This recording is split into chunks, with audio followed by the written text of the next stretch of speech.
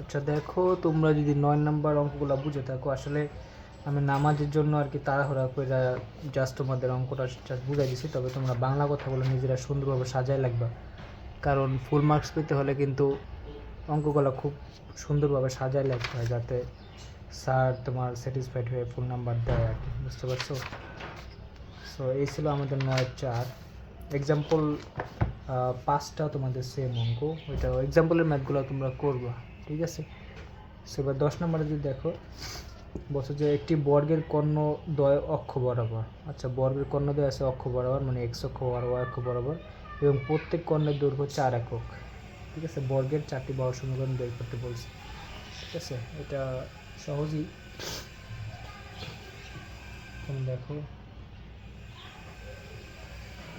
10 নম্বর তোমাদের দিকে আমি একটু এক্স অক্ষ ওয়াই অক্ষটা একদম সংক্ষেপে আঁকি। এরকম একটা অবস্থা।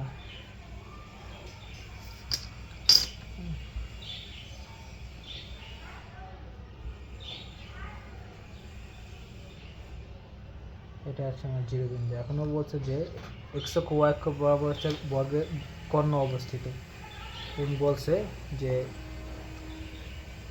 কর্ণের দৈর্ঘ্য 4 একক। ঠিক আছে, তো 4 একক হলে বিষয়টা হবে এরকম। দেখো, এই দুইটা হচ্ছে কর্ণ, তোমার বর্গ বলছে, তো বর্গের কর্ণটা কিন্তু সমান থাকে, মানে এই পুরোটা 4, এই পুরোটা 4।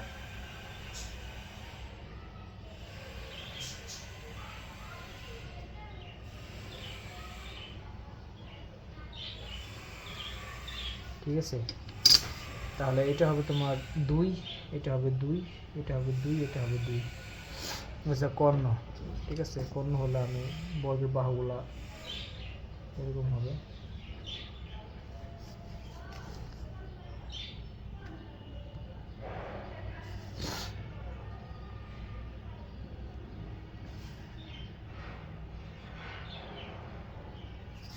দেখো, এই বর্গ হয়ে গেল।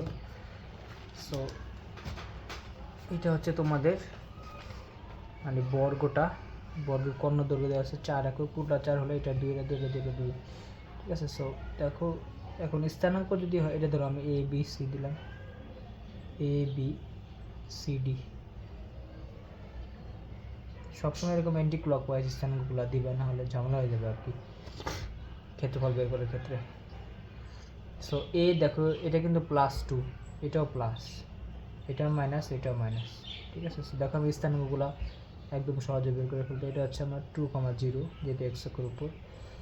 আর এটা হচ্ছে তোমার বলতে পারো যে 0,2। এটা কত তোমার -2,0। এটা হচ্ছে তোমার 0,-2। এরকম যদি স্থানাঙ্ক চায় তুমি বের করে দিতে পারবে, সমস্যা নাই। সো তোমাকেও বলছে যে মানে প্রতিটা বাহুর সমীকরণ নির্ণয় করার জন্য আর কি, বর্গের প্রত্যেক বাহুর সমীকরণ নির্ণয় করতে, বা 4টি বাহুর সমীকরণ নির্ণয় করে। দেখো, এটা একদম ইজিলি করা যায়, আমরা সরলরেখার ছেদক আকৃতি ব্যবহার করব।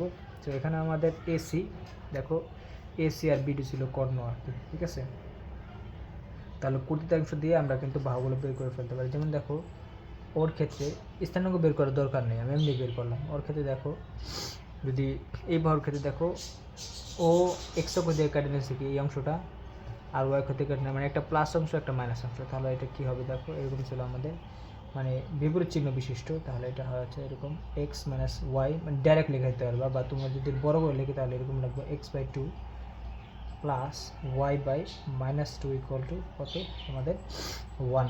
হ্যাঁ, এটা ছিল। বা এরকম হয়, যেমন তুমি বলতে পারবা যে x-y ইকুয়াল টু তোমাদের হবে হচ্ছে +2। এই হচ্ছে তোমাদের এইটা সমীকরণ আর কি। ঠিক আছে,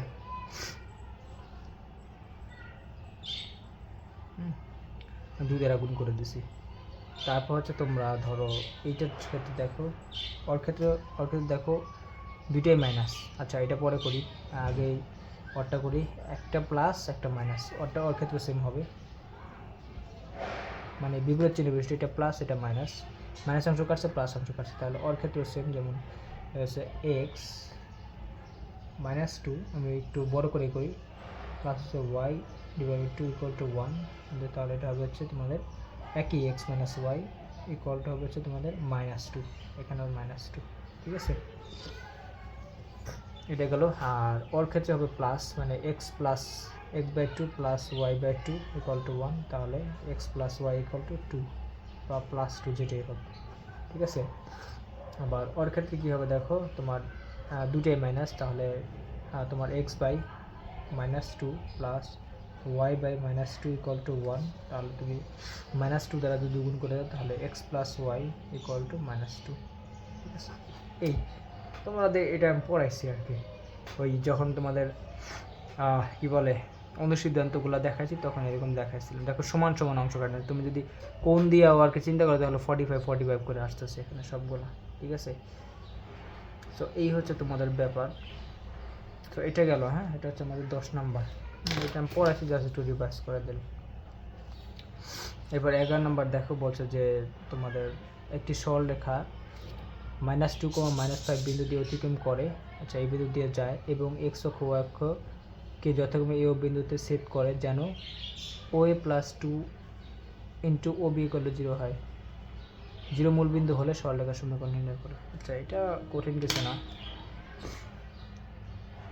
সো এখানে যে ব্যাপারটা বুঝতে হবে এটা হচ্ছে, দেখো ও বলছে একটা সরলরেখা এত বিন্দু দিয়ে যায় এবং x অক্ষ y অক্ষকে এই বিন্দু সেট করে। এখন দেখো শর্ত দিচ্ছে কিন্তু একটা এখানে, আর একটা শর্ত দিয়ে আমি কিন্তু অবশ্যই সরলরেখার সমীকরণ নির্ণয় করতে পারবো না। এখানে x/a + y/b = 1 এই সরলরেখা আমি বের করতে পারবো, কিন্তু সরলরেখার সমীকরণ কী হবে, আমার a b এর মান তো লাগবে, তাই না। সো ও কী করছে আমার এখানে তোমাদের, কিন্তু এখানে আরেকটা কাহিনী। প্রথমে একটা শর্ত দিচ্ছে হচ্ছে এত বিন্দু দিয়ে যায়, আর দ্বিতীয় আরেকটা শর্ত কোথায় দিচ্ছে, যে অক্ষদের তুমি এই বিন্দু সেট করে যেন, মানে এমনভাবে সেট করে যেন OA + 2OB = 0 হয়। মানে কি a + 2 মানে স্মল a + 2 স্মল b = 0 হয়। তার মানে এই দুইটা শর্ত, তার মানে আর দুইটা শর্ত আমাকে দিয়ে দিচ্ছে। সো আমি আগেই বলছি যে তোমাদের একটা সরলরেখার সমীকরণ বের করার জন্য মিনিমাম দুইটা শর্ত লাগে আর কি, ঠিক আছে। সো দুইটা শর্ত পাইলে আমি কী করতে পারবো, সরলরেখার সমীকরণ নির্ণয় করতে পারবো আর, ঠিক আছে। সো দেখো এরকম 11 নাম্বারটা 11 মধ্যে করি। যেমন ও একটা শর্ত দিচ্ছে হচ্ছে তোমার একটা বিন্দু দিয়ে যায়, একটা শর্ত দিচ্ছে হচ্ছে এরকম, যেমন OA + 2OB = 0, ঠিক আছে। সো এটা একটু বুঝতে হলে তোমার ছবিটা একটু দেখা লাগবে। যেমন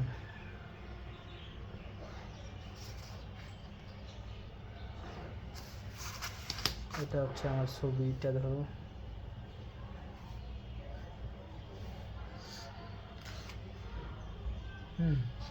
সো এখন কথা হচ্ছে আমার বিন্দুটা কত বলছে হচ্ছে -2, -5, তাহলে 1 2 ধরো এইখানে আসবে আর কি, -2, -5 এইখানে আসতে পারে। এটা ধরো বিন্দু দেওয়া আছে -2, -5, -2, -5, ঠিক আছে। তার মানে হচ্ছে তোমার সরলরেখাটা আর কি এইভাবে যাবে, মানে এই বিন্দু দিয়ে, হ্যাঁ। এখন দেখো ও বলছে x অক্ষে এই বিন্দু সেট করে, আর y অক্ষে হচ্ছে তোমার b বিন্দু সেট করে, একটু ভুল হয়ে গেছে। এখন এমনভাবে সেট করে বলছে যে OA + 2OB = হচ্ছে তোমার 0 হয় আর কি, ঠিক আছে। সো এই অংশটা ছিল দেখো আমার a, আমরা সূত্র তো জানি হয়েছিল a, হয়েছিল কি আমার b, ঠিক আছে। সো যদি হয় তাহলে এটাকে আমরা বলছি a, 0, এটাকে বলছি আমরা কত 0, b, ঠিক আছে। 0, b, তাহলে আমরা বলছি এটার সমীকরণ হবে x/a + y/b = 1, এরকম বলছিলাম, মানে ইন জেনারেল আর কি, ঠিক আছে। এখন দেখো সো যদি এটা a হয়, তার মানে এটা দেখো OA, এটা হচ্ছে OB, তাহলে OA মানে কি a, এটা মানে a + 2b 0, এটাও বলে দিচ্ছে আর কি। আমরা দুটো জিনিস বলছি, একটা এটা, একটা হচ্ছে এই বিন্দু দিয়ে যায়। এখন কথা হচ্ছে আমার, যেহেতু এই সরলরেখাটা এই বিন্দু দিয়ে গেছে -2, -5 দিয়ে বিন্দু দিয়ে গেছে, তাহলে অবশ্যই কি আমার এই বিন্দু দিয়ে সরলরেখাটা সিদ্ধ হবে। তাহলে আমি বলতে পারি যে আমার সরলরেখার সমীকরণ একটু সাজায় লেখলে লেট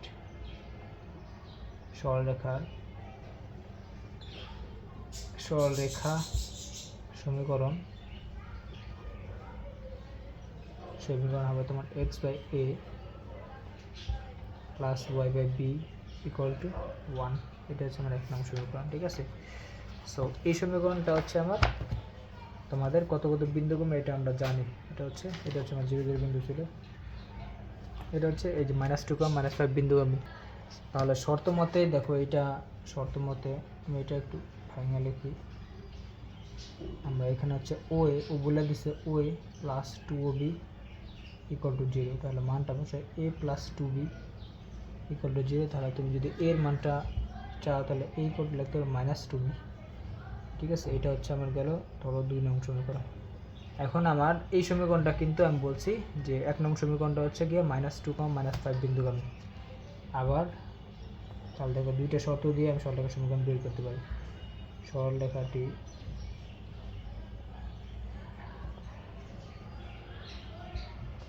-2 বা -5 বিন্দুগামী, তাহলে সিদ্ধ হবে অবশ্যই। সুতরাং মানটা বসাই দিই x ডিভাইড বাই -2, মানে x এর জায়গায় বসাবো হচ্ছে -2 আর y জায়গায় বসাবো -5 plus y divide by -5 equal to আমার 1। এরকম। তো যদি এরকম হয়, এখন দেখো, সরি ভুল হয়েছে, এখানে আমার কাহিনী হচ্ছে তোমার a b এর জায়গায় মান বসাই দিচ্ছি আমি ভুলে। এখানে হচ্ছে তোমার আচ্ছা x বাই, আমি আগে টুইটা বসাই, ইচ্ছা ছিল x by a plus y by b equal to 1 ছিল। এখন x এর জায়গায় আর y এর জায়গায় বসাবে তুমি হচ্ছে এই বিন্দুটা। আর দেখো আমি এখানে একটা কাজ করতে পারি, যেমন এখানে দেখো আগে x এর জায়গায় মানটা বসে, যেমন x এর জায়গায় বসাবো -2। ঠিক আছে, এই যে -2 বসাবো x এর জায়গায়, প্লাস হচ্ছে y এর জায়গায় বসাবো -5, এটা বুঝতে পারছি আমি।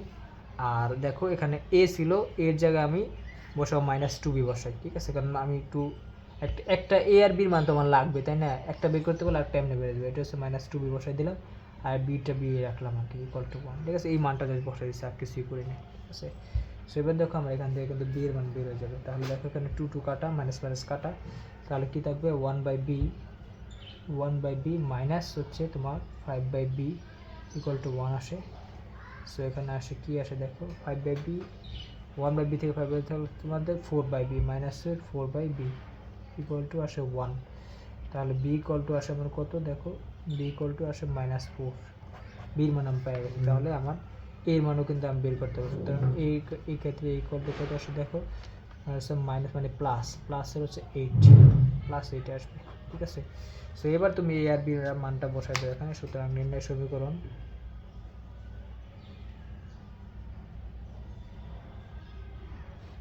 মানে 1 নম্বর সমীকরণটা এখানে বসাই দিলে হবে।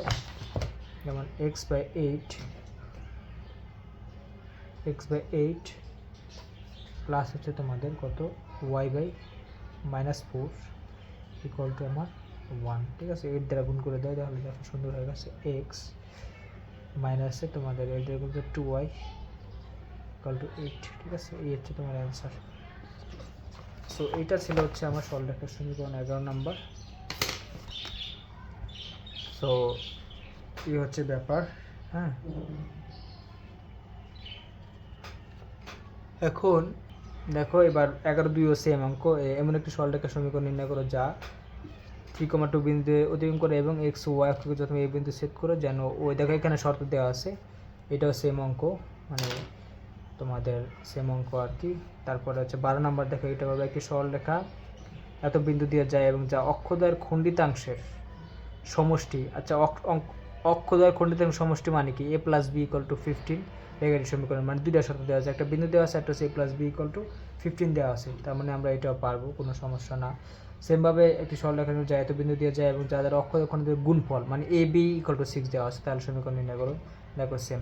তার মানে আমরা এই 12 পর্যন্ত সবগুলো আমরা করতে পারবো আর কি। ঠিক আছে, সো 11 থেকে 12 পর্যন্ত তোমরা HW করে রাখো আর কি। ঠিক আছে, সো এই হচ্ছে তোমাদের অবস্থা। হ্যাঁ, সো আমাদের 12 পর্যন্ত সবগুলো অঙ্ক শেষ। এরপরে আমরা হচ্ছে 13 থেকে শুরু করবো আর কি। ঠিক আছে, দেখি নেক্সট ক্লাসে শেষ করে দেওয়া যায় কিনা।